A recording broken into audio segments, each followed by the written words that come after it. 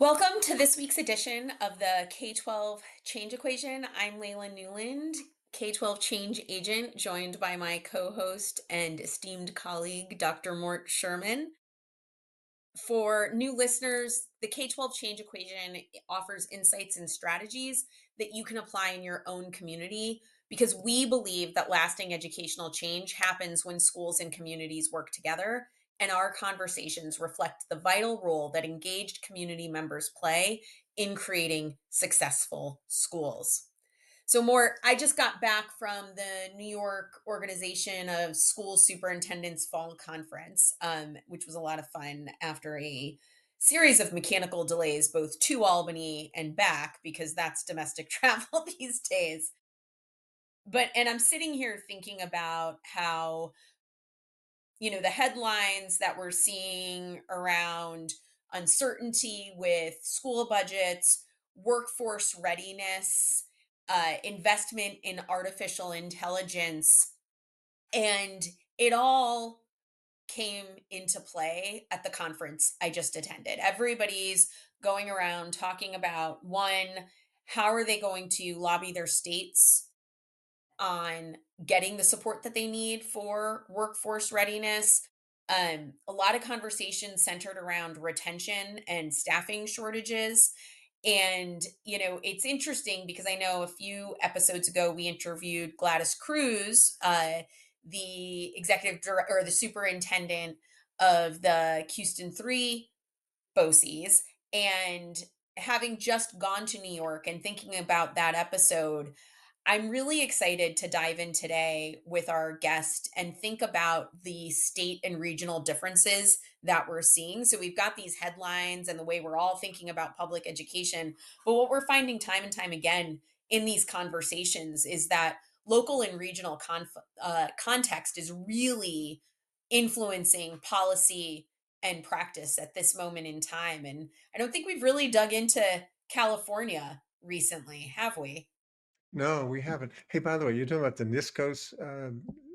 I am. Meniscus Fall Conference, Saratoga Springs is gorgeous. Yeah, when I was a superintendent in New York, I used to love going to the NISCOs conference, not just because I love meeting all my colleagues, but it was a great reminder that although some people think New York City is the center of the universe, there's big five cities and there is a huge majority of rural districts in New York. It is Yeah. truly a melting pot once you get out of New York City. And I just thought it was such a great reminder to meet with everybody from across the state and still hear issues in common. So I agree. Going to Albany, going to the NISCUS conference is wonderful. Well, can I extend on that? So I ended up doing a panel discussion and workshop on human capital and optimizing culture and climate as a means to drive change. And it was fascinating because the panel, we had Joe Hawkrider from Albany, right? And then we had two other superintendents with us who, one of them, their school district is one building. So it's such a range as we think about the issues that our school systems are facing and just the role of leadership itself, right? It depends on how strategic you can be versus how tactical you have to be, depending on the community in which you're working. I'm going to introduce Ernesto in a second, but I think that question of leadership has been a thread throughout and regional differences.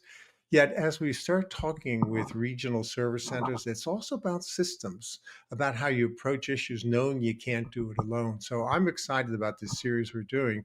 Let me bring in my colleague and friend Ernesto. And Ernesto, I didn't tell you this before we went on, but every time you and I get to see each other, for some reason, you end up sitting next to Goldie. How does that happen?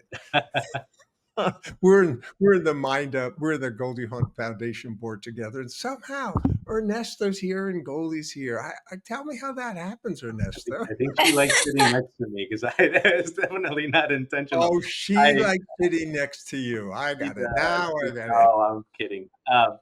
No, I don't know how that happens, but it But you always admit that it seems happens, right? yes, and it's very lovely. Hey, so I first got Leila and all of our wonderful listeners got to know Ernesto as a person whose heart is in such the right place in serving children and serving colleagues. And his voice is so important, I think, in America, not just California. He represents students that we serve in various ways after school, during school, and for various purposes. And I look at Ernesto and I think of the conversations we have. And as I see him sitting next to Goldie, I think this is a guy whose voice is important for America because he's been constant in service. And his history is kind of remarkable about how he got to sit in that wonderful place and then doing the work he's doing now. So Ernesto, rather than doing a formal invitation, I would like for you to speak a little bit about yourself and the work you're doing. Yes, absolutely. Thank you for the invitation. I'm very happy to be part of this podcast.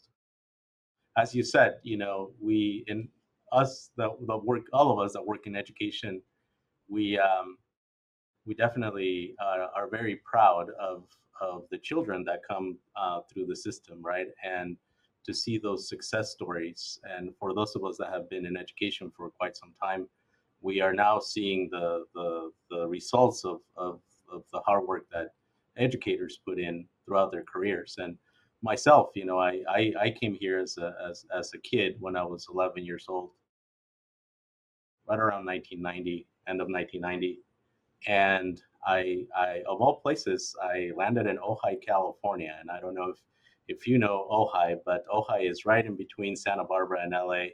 Beautiful valley, not very diverse, but for me, it's what I call home. And I came from Mexico City with I didn't know a word of English, and the educators that I had as teachers really welcomed me and give me an opportunity to feel part of the school environment. And I always say that Mr. Aguirre, who was my ESL teacher, said to me, if you come after school every day, we have a program after school. If you come after school every day, you'll be able to speak English in no time. And guess what I did? I went every day and I practiced. And within a year, I was sitting pretty well and was able to communicate. And so after school for me has always been a key place that sits very close in my heart, because my very first job was at an after school program as well, in one of the schools in the Ojai Unified School District. And then as I went to college and in grad school as a struggling student, I was looking through Craigslist and I saw a listing for after school coordinator in the Rio School District in the Oxnard city, and I was hired to work as a after school coordinator. And so, I've always been connected to the system through after school programs, and now I am the regional director for Region 8, which encompasses San Luis Obispo, Santa Barbara, Ventura, and Kern counties, and we do compliance and program technical assistance for the state of California, the Department of Education. Ernesto, is that Don Quixote over your right shoulder and your windowsill? Is that is that Yes, yes, yes, one of Cervantes? So I actually have it on my shelf in the background in Spanish. So yes. you're I there have it is. I have them right here. There it is. So your service center is because we've talked to Gladys Cruz, who's in New York. We've talked last week to a regional service director in North Carolina. We have somebody in Michigan we're going to talk to. And each of the leaders with whom we've had these conversations talked about working with districts, working for districts, always working for kids, but each had a little bit different take. And one of the initiatives that I think there's a parallel, even though may not be a stretch, but Leila's really been pushing hard in a really positive way about workforce readiness. And when we talk to some of our leaders, we ask about workforce readiness, and it's so fascinating. You went through an after school program, but somebody said to you without using the language, this is workforce preparation. This is going to help you forever. And I know it's not part of what you do, but I'm curious about your perspective in California. And what are the big issues besides workforce readiness, mental health? So the other things that are on your plate right now. Yeah, workforce readiness. I think that's it in an after school program, because of the flexibility that we have. So usually right after the bell rings to about 6 p.m., you have staff that, generally speaking, are young professionals that went to school in that community and are employed through a third party agency, a community based organization, or directly through the district. So these are folks that are in junior college, in college, that are in transition, that perhaps don't know what they want to do with their careers, with their lives, and they find that after school programs are a great place for them to figure out what they want to do. Many of them don't know if they want to be teachers necessarily, but like me, they want to be in education, right? And so that for me was incredible because I wanted to work for the United Nations at some point, and I thought, oh man, this is a good part time gig for me to just make some money and work with kids. I've always liked working with kids, but not necessarily in a classroom setting, more of in a recreational setting. And working in an after school program really gave me an opportunity to be exposed to the different phases of education. So having being a site coordinator, I was in charge of five staff, right? And I was in charge of my own budgeting, and I had to learn lesson planning, and I had to learn alignment with the instructional day. And I'm an informal educator learning all these things, right? All these skill sets, management, fiscal compliance. And so that is something that is wonderful for our folks that are working in expanded learning, aka after school programs, because they're getting exposed to a job that prepares them for other types of jobs outside of education. Leila, that's to me just fascinating. It's so different than we've talked about with other folks about workforce preparation. I'd love to get your thoughts about it.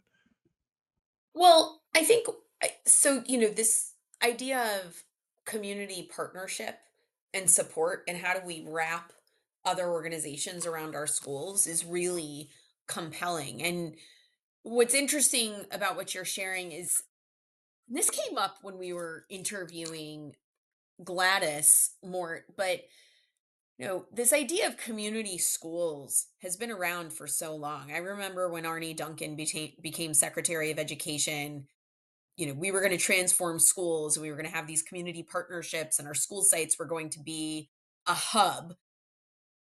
And we haven't really been able to scale that, right? I liken it to, what was it, the Promise communities in New York for a while there. That was it, the Promise Zone. I'm trying to think of what. Yeah. So I think it's interesting. I think it also begs the question, and I think what would be helpful is to get a little bit more of the lay of the land of what the county office of education system is in California for our audience. So, Ernesto, I'm curious, can you kind of give a broad, quick overview of just what the relationship is like and how the county offices are set up? That would be great. So in the state of California, 23 years ago, Prop 49 was passed. This is the After School Education and Safety proposition back in 2002. And that allowed about, oh boy, we're currently at about $794 million in ACES funding. And at the time, I believe it was about 500 million. And so that allowed the Department of Education to structure the system of support for expanded learning. And so we are housed in 11 regions in California, each region with a hosting county office. In my case, the Ventura County Office of Education, that is the lead agency for the grant compliance and program technical assistance to all districts that receive expanded learning dollars. So after school dollars. These days, there are three funding streams, and we can talk about the funding streams later. But we, uh, I'm one of 11 regional leads in the state that is housed at a county office, and that provides support, in my case, to four counties, and in other cases, there's a different look of what that looks like. But that is sort of in a nutshell how that is structured in California. So let's talk about funding because I mean, I don't think the day has gone by that there isn't something in either Ed Week or national news outlets about state of play. There's this, if the government shuts down, what does this do to education after having just come out of all the uncertainty that we had in July?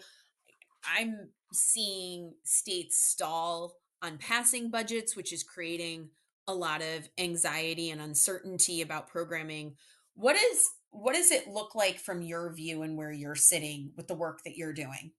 Fortunately, the state governor has really put an emphasis on anything expanded learning to allow children to have opportunities that they otherwise wouldn't have during the instructional day, particularly students of low income households.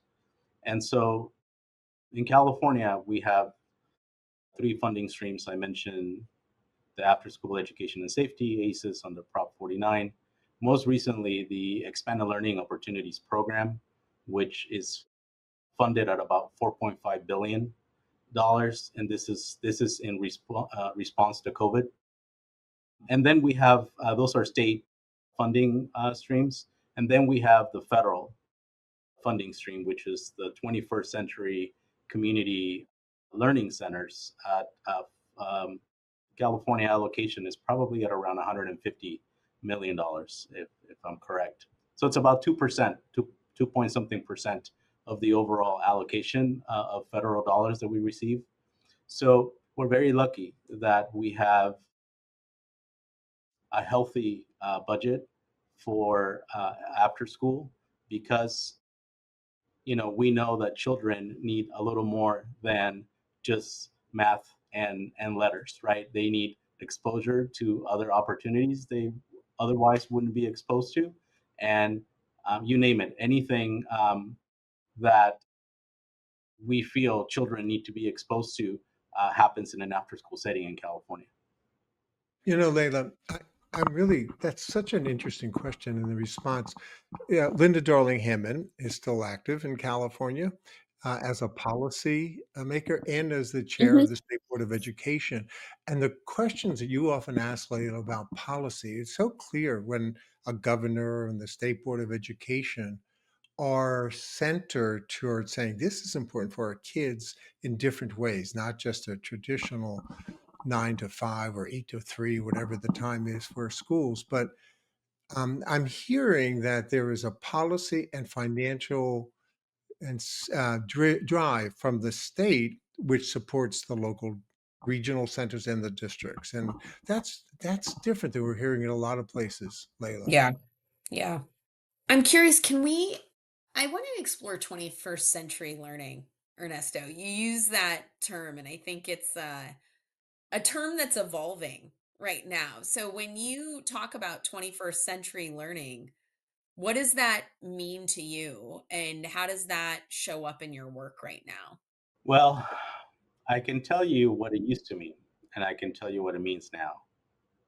It meant educating children so that as a country we are a competitive nation, right? Around technology.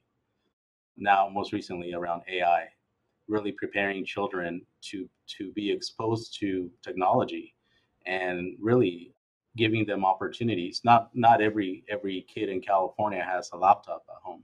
And so having access to cutting edge technology.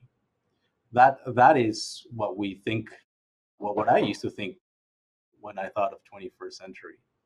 With what's going on these days in our current climate, I really want children to have opportunities to be exposed to a safe environment in school, to have resources, mental health resources, not just for them, but for their families.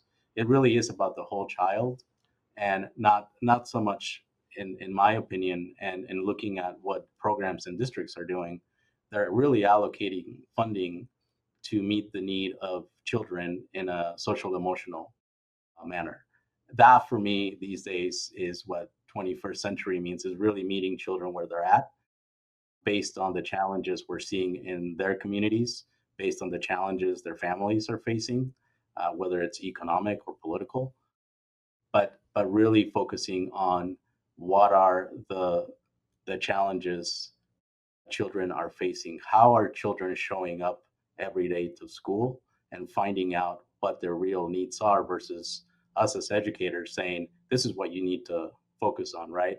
But it's hard to focus on letters and numbers when there is chaos at home, when there is chaos in your community. And so Yeah. providing those opportunities for children to be in a safe, loving environment is really what it's about. And so that is what 21st century learning means to me these days, based on where we're sitting. So what does that look like in terms of programming and practice? How are you leading that charge in making sure that kids feel safe right now and are set up for success to learn the letters and the numbers? I wholeheartedly agree with you. I think, and it extends beyond our kids, right? It's our staff. And I'm curious what you're seeing on that front right now in communities. But let's start with the kiddos. What is it that you all are doing in that area to make kids feel safe? And how are you navigating the current climate? Yes.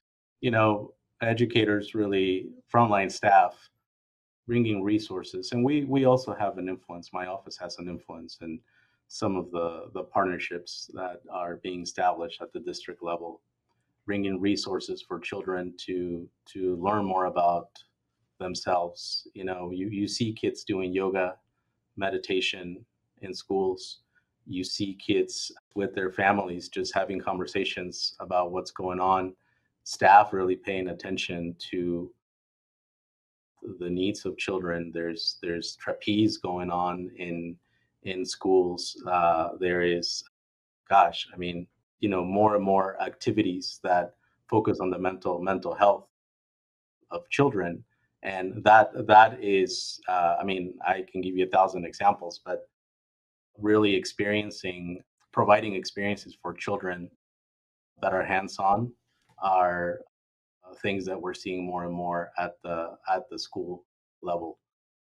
But just taking the time to check in, taking the time to just relax, taking the well, we have wellness centers, actually. Now that I'm thinking about it, wellness centers are classrooms that are fully fitted for kids to go in and meditate, to have mental breaks, to have one-on-one conversations with counselors, with therapists, with holistic therapists that are taking the time to really check in with kids and families as well. Ernesto, two questions, worlds apart, but has to do with leadership. You talked before about AI and kids not having access, not all families, I think your phrase was not all families have access to laptops at home. And I don't know if I ever told you this story, Leila, but I used to work with rural districts in northern Alaska where the superintendent didn't get a car to go from school to school because there weren't roads. The superintendent got a pilot's license and flew from school to school and had to plan their timing so that they get snowed in for weeks at a time. And I asked about access, and they said every family has a phone. And sometimes that laptop just is not the answer, but they all have phones. I'll get to my second question, but is that part of the answer you need? I'm going to use a phrase I think I've heard both of you say, but you take kids from where they are. You take families from where they are. Is that what you're discovering in technology? Absolutely. I think we tend to underestimate access as well. When I was a young researcher, I was paid to do research in an area here in California where there's a big indigenous population of the state of Oaxaca in Mexico, and it was centered around domestic violence. And so these folks don't speak Spanish or English. And so my task was to figure out how to increase access to mental health services. And so my question to them was, well, I'll assume you probably don't have access to technology. What would be the best way to bring counseling services to you? And they didn't know what to say, right? And I said, well, maybe, wow, well, how do you stay in touch with family? Well, we have our phones and we have YouTube. Wait, you have YouTube? Yeah, and that's how we connect, right? Like we upload our videos and they see our videos, and I was blown away because again, traditional ways of having a computer, right, is not really the solution to everything. Everybody has a phone these days, and this is back in 2010, right? What we're able to do with AI through I was just playing with Gemini, the AI application, and I'm blown away of what you can do. Children are incredible, and they'll figure out a way to have access, right? And so that's what we're seeing in our after school programs, particularly, is that access is relative, right? And we really need to have those conversations with families about what's the best way to provide supports for them. So let me give the feedback to what I just heard. Two things. You're giving families and students agency, voice, and you're asking questions, which is so important rather than saying, well, we have a laptop here, let's figure out how to make it work. You're figuring out how to make the connections, which is a sign to me of a great leader, to give agency to the people we serve.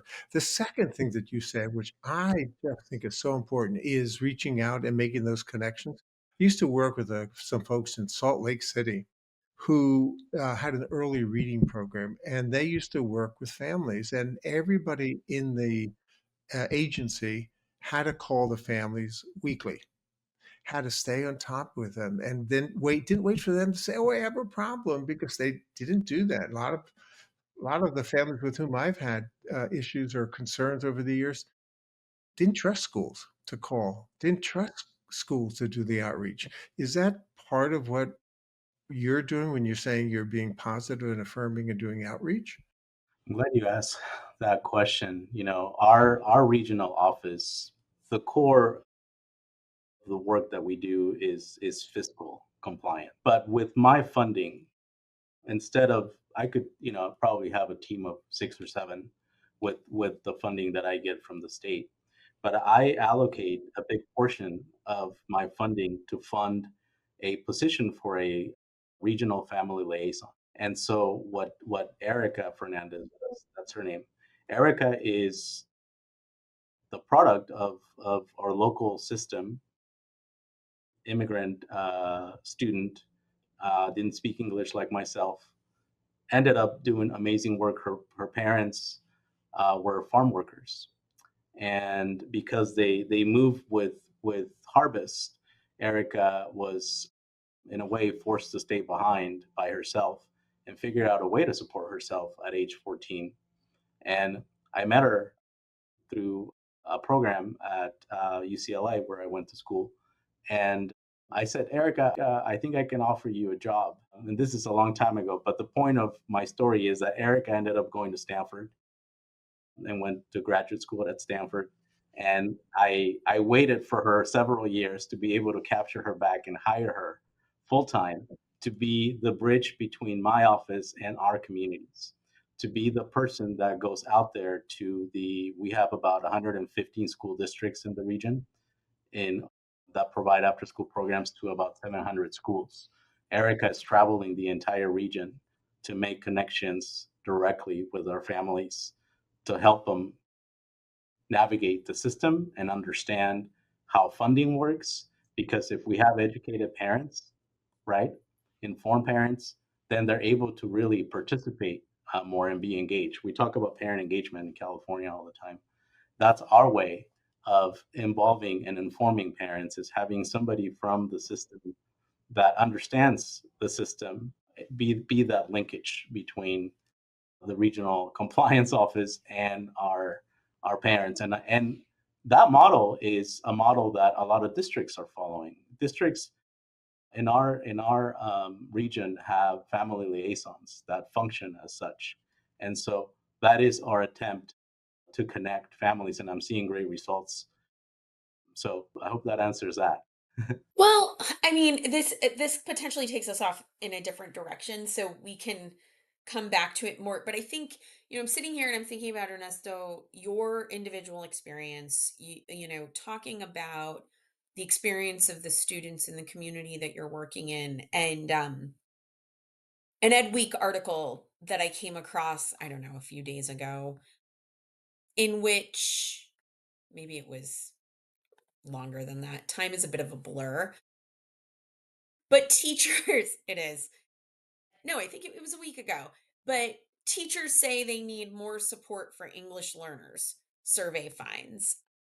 And given the community that you're working in, given your individual experience, I'm wondering, if you don't mind, I know your office isn't directly supporting this, but as we think about parent engagement and we think about student engagement and well being, language and identity matter. I mean, as a Latina myself, I rejected learning Spanish because I was growing up in a white, primarily English community. So language is so deeply embedded in, I think, our well being and our sense of self. And so, that headline just is coming to mind as I'm thinking about your journey, your commitment to supporting students. What's your reaction to that headline? And what's your view on this moment in time and how we're supporting English learners? Sorry, Mort. I know I'm going off script, but No, it's I not can't off help script. I'm going to myself. take it back to mental health, but I love the question. Uh, Leila, give me the headline again. So the headline was Teachers Say They Need More Support for English Learners, Survey Finds. And some specific things that stood out to me in it is they don't believe that they're receiving enough professional development. 51% of those surveyed said that they haven't received much professional development on working with parents or family members of English learners, which was startling to me. Now I understand, we can dig into the data set, but it is a startling statistic understanding the demographic shifts happening in this country right now. So I'm curious, what's your view on that, and how are the folks in your region supporting staff in collaborating with the parents in your communities? Yeah, that's a tough one. I can tell you from experience that as a student, and Erica, I can see her from my window here. What helped us was having supportive educators that understood our challenges. Because it's one thing to say, I come from a different country, I come from a challenging household, or a household that has challenges, that has financial needs. And another one to say, I have the support in the system that understands what that looks like.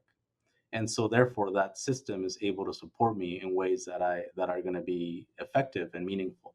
That's what we found. We found teachers that had every intention, maybe with limited resources, but had all the intention to really provide the supports that we needed to feel welcome, to feel safe, and to feel loved. And I think that's the basis of everything. That's the pillar for everything. Now, in terms of professional development, I I believe teachers do need to be trained and prepared to really face the current challenges that our communities are facing. And it is hard. It's not easy because, I mean, California, I don't know the statistic. I should know this, but the bilingual population, or the immigrant population, is huge in California. And for teachers to be prepared to serve those children, they do need the right supports to do so.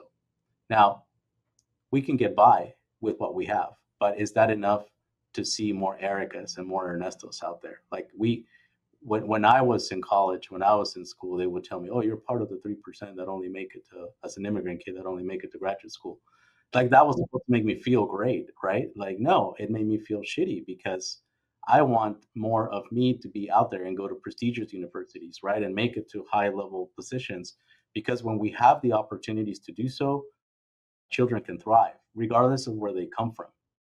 And we have an amazing opportunity to really tap into our children in our country to fully maximize their potential. And I don't think we're making the right investment at the national level. I can only speak about California currently, Yeah. because we are walking the talk, particularly in my area. But I do believe teachers need to be better prepared to really face the challenges that we're facing in our evolving communities. Yeah, I mean, Mort went to his bookcase, Ernesto, which means we're gonna get a reading assignment. Oh, all right. With Mort, I feel I always have a long reading list of things that Mort expects me to read or have read already. Mort, I do want to make a connection to something that we've been working on behind the scenes that's launching this week, which is that 2025 State of the Latino Latina student experience. We did a large scale analysis of the past few years of student perception data. And a few things that stood out to me as I'm listening to you, and connections that I would make, is it goes beyond language, right? It's building those relationships. And so when we think about Erica's role, how do we get more Ericas out there in our schools, in our regional offices, of really giving our students a sense of connection and care? Because we saw in our data, we see it drop dramatically at the secondary level, which is really worrisome. particularly for Latinas. Yes, yes, yeah. And so I think, it's compelling to think through, where do we need to put focus and emphasis on liaisons? I think about Denver Public Schools and all the work that they've put into home visits and building that sense of connection and community. So that's something that's really standing out to me right now. More is a piece of what we're talking about here is organizations like Ernesto's, and the dynamic in the system is this sense of community, and how do we leverage our community but also build community. Maybe I'm driving us toward the now what so what soon. No, I no, don't know. not yet. Ernesto, we have a few minutes left, but I want to build, and this is probably something we're going to talk about offline for a long time, because I think you hit two issues, Ernesto. I want to throw back to you from Leila. I'm hearing through my lens. One is language development is so tied to psychological well-being. And when it and you didn't say it that way, but it is, that we know English learners learn best in their primary language. So you didn't take Spanish, but we know the research is clear in Esther, is it not? You start with what's familiar and you build into the other language, and that has to affect belonging, community connection, the second issue you hit, Leila. And Ernesto, the work you're doing, if you could tie this all together, you're brilliant and smarter than Leila and me put together. But the mental health connections, I'm wondering if you're seeing a line from what Leila was asking about the language acquisition, the learning this language, understanding about teachers who are not necessarily understanding the kids and the belonging in the community, and mental health or mental fitness. I'm not sure where you are in the language. That's Feeling safe, loved, welcome in a school environment is important.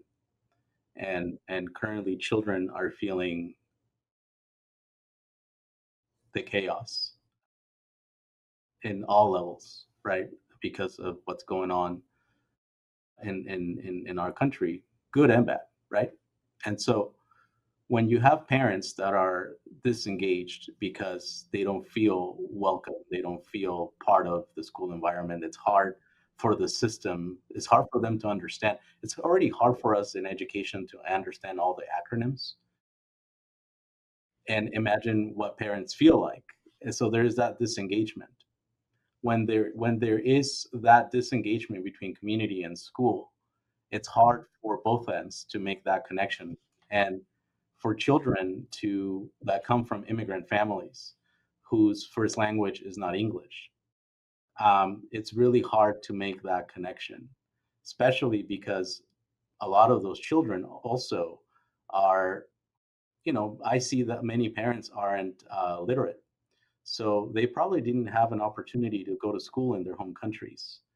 And so for the children to be born in this country or come as children, their language acquisition, right? Their native language acquisition is still is also a challenge, let alone learning another language, right? You throw that in the mix, and it creates a bigger challenge. Now, in terms of mental health, it is the reason why our state has placed big emphasis in providing mental wellness opportunities for kids, because we're seeing that disengagement, starting from the community to the system. We hear about teacher burnout. Teachers are feeling like they don't have enough resource, they don't have enough understanding of what's going on at home. And so making those connections through the Ericas of the world these days is our attempt to really bring parents to the table. Erica says we want parents to be around the table, not be part of the menu, right? We want parents to have a voice and help us polish a system that it's meant to do what it's doing. And to change it is almost impossible, right? So really we have to try to tailor it to meet their needs. And it's really complicated right now with what's going on a daily basis. I'm not sure that I answered the question, but a lot of things came to mind as I was No, thinking. you did, yeah. No, I just want to be cautious about our time together, and we've opened up so many lines of conversation. So, Leila, just let me start the now what, so what, and then Ernesto. Please. Yeah, Ernesto, if you want to throw anything in, you know what has been striking to me is a phrase that just is like emerging. It's personalized systems or systemizing the personalized approach and giving voice and agency to the students. And we need to look at emerging models of learning. And I'm careful not to use just the word schooling, but of learning, which takes into account the full range of possibilities. There's before school, after school, during school, all of which are part of the fabric. And so the now what, so what for me, what I've taken from you is ask the right questions, give voice and agency, and understand there are different pathways. So when we talk about Layla, career pathways or lifelong learning or job preparation or career or whatever it may be, you can get there in a whole lot of different ways, but you got to figure out whether it's on a particular area of your state or another part of the country. There are different pathways, and we've got to be flexible as leaders to understand how to open those pathways. So, Ernesto, is that a fair, or Leda, you want to take us home from that?